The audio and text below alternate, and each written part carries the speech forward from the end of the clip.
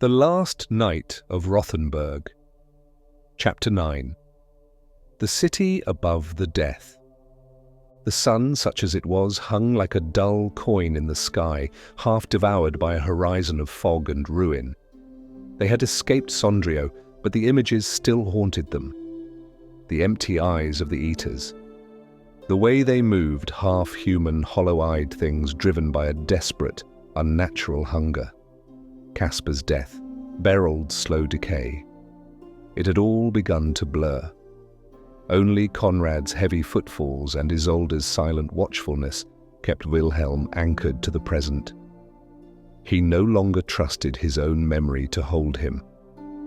Now the three of them trudged down from the ridgeline, their boots crunching through frost and ash. The creeping death swirled low on the ground, moving with subtle purpose, licking at the stones and the roots and the dead things buried beneath. But above it, rising miraculously into the sky, was something else. A city. It looked like salvation. It perched above the mist like an outstretched hand, built high atop the remnants of the old city, layers of stone, timber, and forgotten streets buried beneath its foundation. It had grown upward with purpose, a city reborn atop the bones of its former self. And rising from its heart were the towers. Soil towers, huge columns of stone and reinforced timber, terraced and alive, bursting with greenery. Gardens spiraled upward like stairways to heaven. Vines dangled from walkways, baskets of herbs and vegetables swayed gently in the breeze.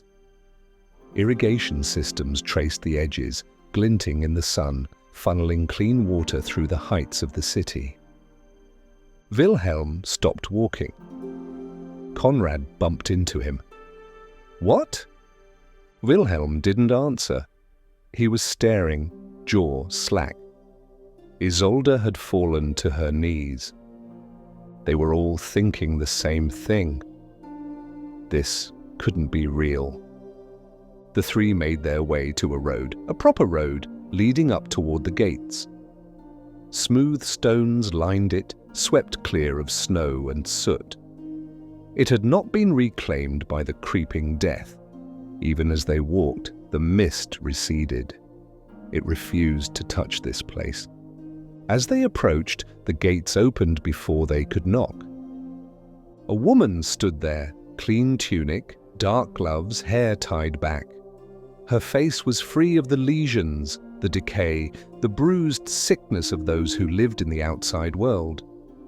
She held no weapon, only a leather-bound ledger and a stylus. "Names," she said. Wilhelm hesitated.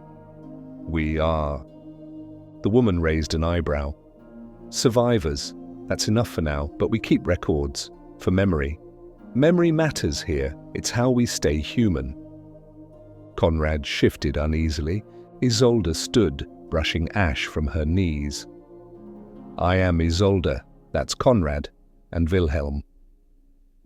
The woman scribbled the names. "Welcome to Solreich, the city above. You've made it farther than most. If you have weapons, they'll be returned after screening. Food, water, shelter.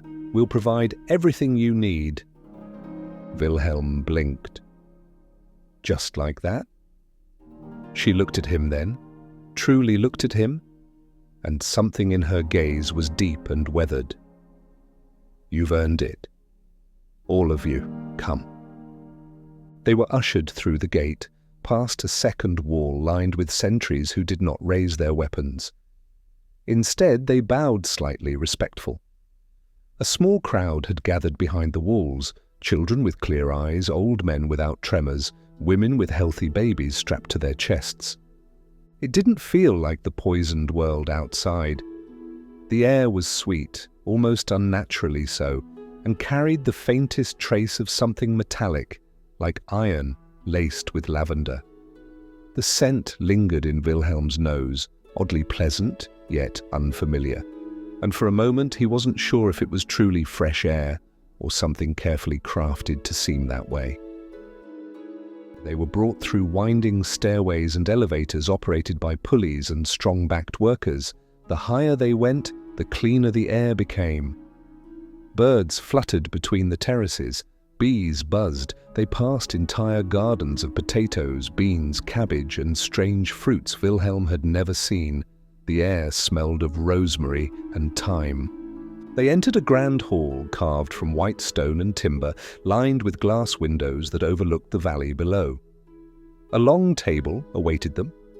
Real silverware, linens, goblets of cold water, platters of steaming meat and roasted roots, hot bread with melted butter, jam, apples, wine. Wilhelm hesitated. "What is this?" "Reception," said the woman, now seated across from them. "Every survivor who reaches us receives a welcome meal. It's tradition. Eat."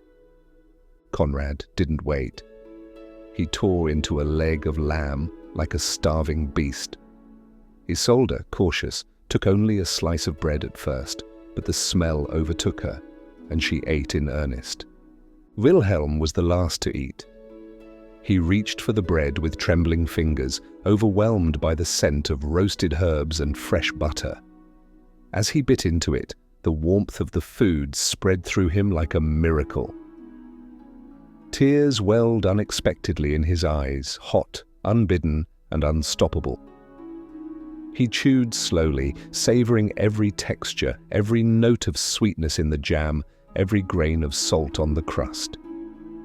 With each bite, memories surged from the depths where he'd buried them, the laughter of his daughters echoing down the halls of the Rothenburg keep, his wife's gentle voice calling them to supper, the weight of his armor as he stood, watch over a land he once believed he could protect. The faces of the townsfolk who had once looked to him with trust, with hope, all gone. It had been so long since he had tasted kindness, since his body had known anything but pain. And now, in this room of warmth and generosity, his soul cracked open. In that moment, he felt something close to peace. But it was the kind of peace that wounds, the kind that reminds you of all you've lost. He didn't speak. He only ate and wept and let himself remember. From the windows, the towers loomed large and beautiful. The gardens stretched between them on bridges and catwalks, each level carefully organized. There were men and women tending the plots, smiling, laughing. Children ran between rows of carrots. One played a flute. "Is this real?" Wilhelm whispered. "Yes," the woman said, "it is." "Why haven't the eaters come, or the creeping death?" She leaned back. The towers were not built out of strategy, but prophecy. Decades ago, many in this town were visited by the same dream, a dark wind blanketing the world, choking out all life. They saw soil towers rising above the death, preserving what little could be saved. It was no coincidence. We believed, and we prepared. The eaters do not survive because of altitude. They survive because they consume human flesh, corrupted by the creeping death. That's what sustains them. But we rose above it, not just in height, but in purpose. We listened to the warning, and we built what you see now. Isolde glanced out the window toward the sprawling gardens blooming on impossible terraces. "How do you keep the plants so vibrant?" she asked. "The soil, the color?" "It's thriving." The woman's gaze lingered on Isolde a moment longer than necessary. Then she smiled just slightly and turned her attention to refilling Conrad's goblet. "We have our ways," she said gently. "But you must be tired. Rest now. The answers will come in time." "You have water?" Isolde asked. "We catch it from the sky. We filter it, store it. It's not easy, but it's enough." They ate in silence for a while. Then the woman added, "You'll be given rooms, warmth, jobs if you want them. If you'd rather rest, rest. We don't demand, we don't rule. We remember, that's all." Wilhelm felt a lump rise in his throat. He hadn't cried in over a year. "I don't understand," he said. "Why?" The woman looked at him with strange tenderness. Because someone must show that another world is possible, even now. Her voice was steady, but something about the way she said it, too rehearsed, too serene, unsettled Wilhelm. Like a line spoken from memory rather than belief, as if she'd said it too many times to too many people who never stayed long. Later, alone in a stone room with clean sheets and warm water to bathe in, Wilhelm stared out at the towers.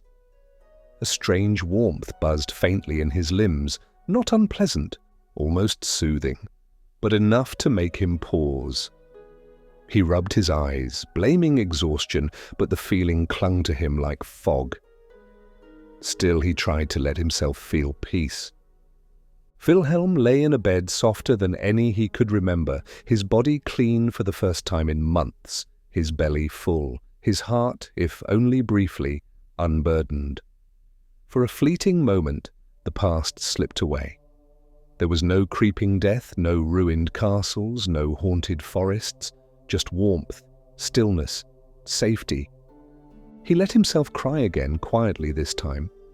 Not from grief, but from the simple relief of being allowed to feel human.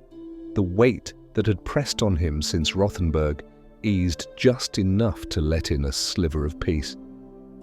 His eyes drifted to the torn pouch of seeds on the table beside the bed. The last remnants of Feldhof. He reached for one, turning it between his fingers.